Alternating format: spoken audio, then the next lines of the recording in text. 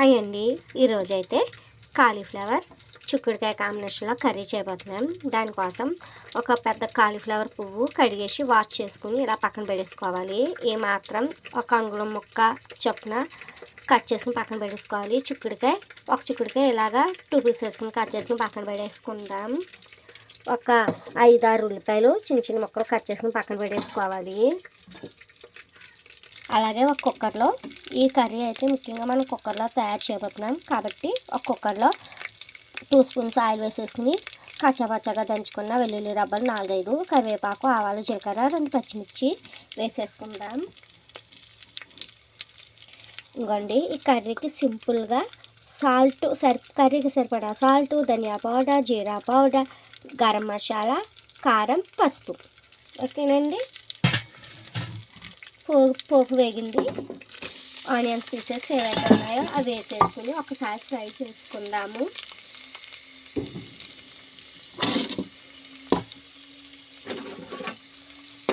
ఇలా ఒకసారి మంట హై ఫ్లేమ్లో పెట్టి కుక్ చేసుకుంటే గమ్మున అయిపోతుంది. మనకి 2-3 విజిల్స్కి కర్రీ మొత్తం ప్రిపేర్ అయిపోద్ది. ఈ కర్రీలో చింతపండు రసం వేసుకుంటే పులుపులుగా కావాలనుకుంటే వేసుకోవచ్చు, లేదా ఇగురులాగా కావాలి అనుకుంటే కర్రీలాగా చింతపండు స్కిప్ చేయండి, అది మీ ఇష్టం. ఈ కర్రీ అయితే సూపర్ ఉంటుంది. యాజ్ యూజువల్లీ మీకు నేను ముందు వీడియోస్లో చాలాసార్లు చెప్పే ఉంటాను. కాలీఫ్లవర్లో ఫోలిక్ యాసిడ్ ఎక్కువ ఉంటుంది, అందుచేత గర్భిణీ స్త్రీలు తినచ్చు, ఏం ప్రాబ్లం లేదు. ఎంత ఎక్కువ తింటే కాలీఫ్లవర్ అంత ఎక్కువ తెలివైన పిల్లలు పుడతారు అన్నమాట. ఇంకండి ఆనియన్స్ బాగా ఫ్రై అయ్యి ఇప్పుడు చిక్కుడు ముక్కలు కాలీఫ్లవర్ వేసేసుకుని ఒక్కసారి కలిపేసుకోవాలి. చాలా ఈజీ. ఒక 10 మినిట్స్లో మాకు కర్రీ మొత్తం కంప్లీట్ అయిపోద్దండి. Not an issue. ఆఫీస్ పర్సన్స్కి, లేడీస్ జాబ్ చేసే వాళ్ళు ఎవరైనా ఉంటే వాళ్ళకి చాలా బాగా యూజ్ అవుతుంది. వాళ్ళకే కాక బ్యాచిలర్స్ కర్రీ అని కూడా అంటారు. ఇప్పుడు నేను చూపించబోయే కర్రీ బ్యాచిలర్ కర్రీ మాట సూపర్ ఉంటుంది.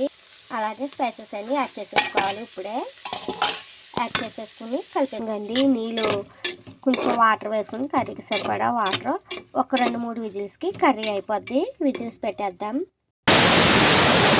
2 విజిల్స్ అయితే వచ్చేసినాయి. ఇంకొక విజిల్స్ ఉంచుకుందాం. ఇంకండి మనకి 2 విజిల్స్కి ఇలా ఉడికింది కర్రీ అన్నది. ఇప్పుడు చింతపండు రసం వేస్తున్నాను. వేసి బాగా బాయిల్ చేసుకోవాలండి, బాగా ఉడుకునివ్వాలి. ఈ స్టేజ్లోనే మనకి కర్రీ కారం సాల్ట్ సరిపోయిందా లేదా చెక్ చేసుకోవాలి. నాకైతే సరిపోయిందండి.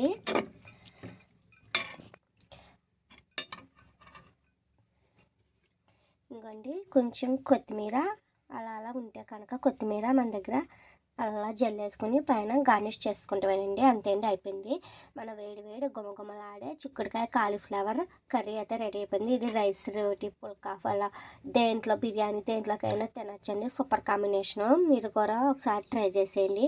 ముందుగా నాకు చేయవలసిందల్లా నా ఛానల్కి లైక్, షేర్, సబ్స్క్రైబ్ చేయండి. ఈ కర్రీ ఎలా వచ్చిందో నా కామెంట్ బాక్స్లో షేర్ చేయండి. మీకు ఉంటాయండి. Bye, tata, bye. See you. Have nice day. Keep smiling. Bye.